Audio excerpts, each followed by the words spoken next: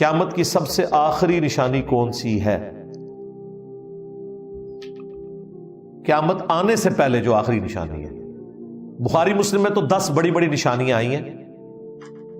اور ان میں جو قرب قیامت میں آنے والی چیزیں ہیں ان میں دجال کا نکلنا، عیسیٰ ابن مریم کا آنا، ان کو قتل کرنا، اس کے بعد عیسیٰ ابن مریم کا دنیا پہ حکومت کرنا، 40 سال تک رہنا، اور پھر ان کے دنیا سے جانے کے بعد اسی دوران یاجوج ماجوج بھی آئیں گے، وہ بھی فتنہ ختم ہو جائے گا، پھر عیسیٰ ابن مریم کی حکومت قائم ہوگی۔ الٹیمیٹلی آخری نشانی یہ ہوگی کہ ایک خوشبودار ہوا چلے گی، مسلم شریف میں حدیث ہے، جو اہل ایمان کی بغلوں کے نیچے سے گزرے گی، سارے مسلمان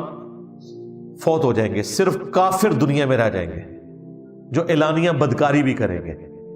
اور پھر اچانک قیامت آ جائے گی۔ تو قیامت آنے سے پہلے آخری نشانی یہ ہے کہ پلانٹ ارتھ پہ کوئی مسلمان باقی نہیں رہے گا۔ اسی لیے مسلم میں حدیث ہے، جب تک دنیا میں ایک بھی اللہ کا ذکر کرنے والا بندہ ہے، اللہ تعالیٰ قیامت کو قائم نہیں کرے گا۔ اللہ کو ایک مؤمن اتنا پیارا ہے کہ اس کی عزت میں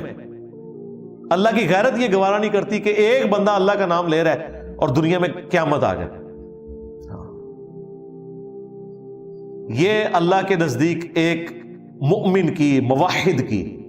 اس سے قطعاً نہ سمجھیے گا کہ یہ وہ بابے مراد ہیں جو اپنی عبادت کرواتے ہیں، نہیں، اس سے وہ لوگ مراد ہیں جو اللہ کی طرف لوگوں کو لگاتے ہیں۔ کہتے ہیں جی یہ انجینئر صاحب بزرگوں کو نہیں مانتے، بھائی ہم ہی تو بزرگوں کو مانتے ہیں۔ بخاری مسلم میں حدیث ہے، اللہ کے ایسے نیک بندے ہیں جن کی وجہ سے باقیوں کو رزق دیا جاتا ہے دنیا میں، لیکن اگر آپ ان سے مراد وہ لوگ لے رہے ہیں جنہیں وضو کا نہیں پتا، جو نہ آپ کی عزت چھوڑیں نہ آپ کی دولت چھوڑیں، اپنے آگے سجدے میں جھکوائیں، اپنے ماننے والوں کو کہانیاں سنائیں کہ میں فلاں بزرگ کی قبر پہ گیا اور وہاں مجاور بنا، اللہ نے میرا مسئلہ حل کیا تاکہ تسی بھی میرے مرنے تو بعد میری قبر تے آنا اور آگے سے جھاڑو دینا، تو اس میں تو اللہ کہیں نہیں ہے میرے بھائی۔ ہمارے استاد پیر نصیر الدین نصیر صاحب نے انہی جعلی پیروں کے بارے میں کتاب لکھی، تو اس میں انہوں نے فرمایا کہ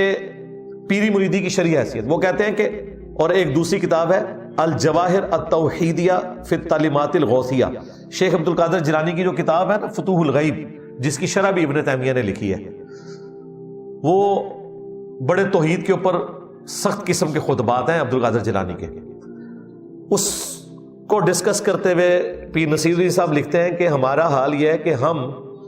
بزرگوں کو اونچا کرنے کے لیے اللہ کا نام جوڑ دیتے ہیں ان کے ساتھ۔ کیا کہتے ہیں؟ اولیاء اللہ ہیں، یہ یہی کہتے ہیں نا، اور کہتے ہیں کچھ عرصے بعد اللہ ہٹ جاتا ہے ساتھ سے، خالی اولیاء ہی رہ جاتے ہیں۔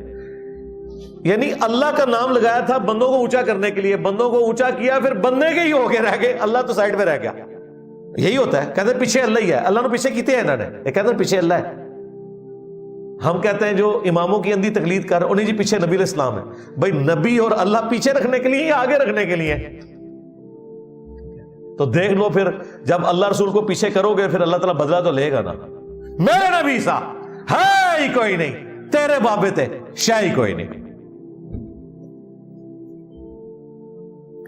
کیا ناد علی پڑھنا جائز ہے؟ شرک ہے جی، ٹوٹلی، یہ فراڈ ہے، حضرت علی سے کوئی لینا دینا نہیں اس کا۔